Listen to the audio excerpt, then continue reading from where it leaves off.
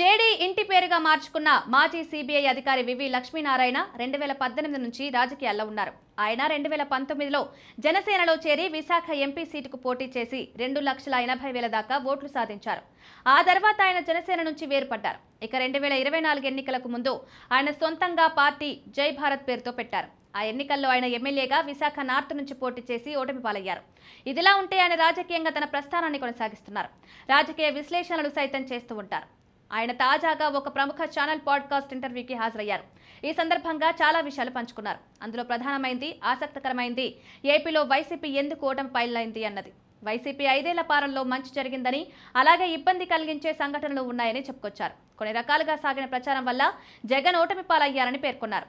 Land titling act Jagan సర్కార్ని దించేయడంతో కీలక పాత్ర పోషించిందన్నారు.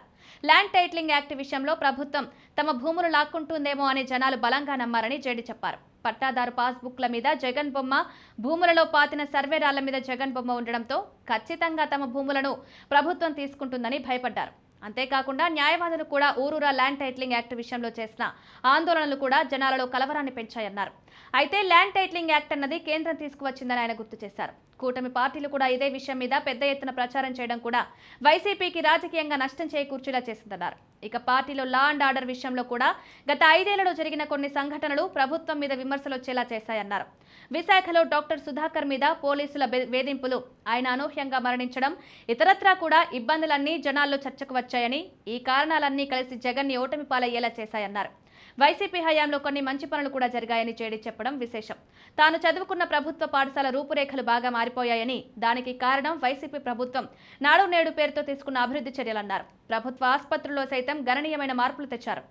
ఒక డేట్ టైం పెట్టుకుని షెడ్యూల్ ప్రకారం వివిధ పథకాల లబ్ధిదారులకు సంక్షేమ పథకాలను అందిస్తూ వచ్చారని, అలా 5 ఏళ్లలో 2.5 లక్షల కోట్ల రూపాయలు నేరుగా జనం ఖాతాలో వేశారన్నారు.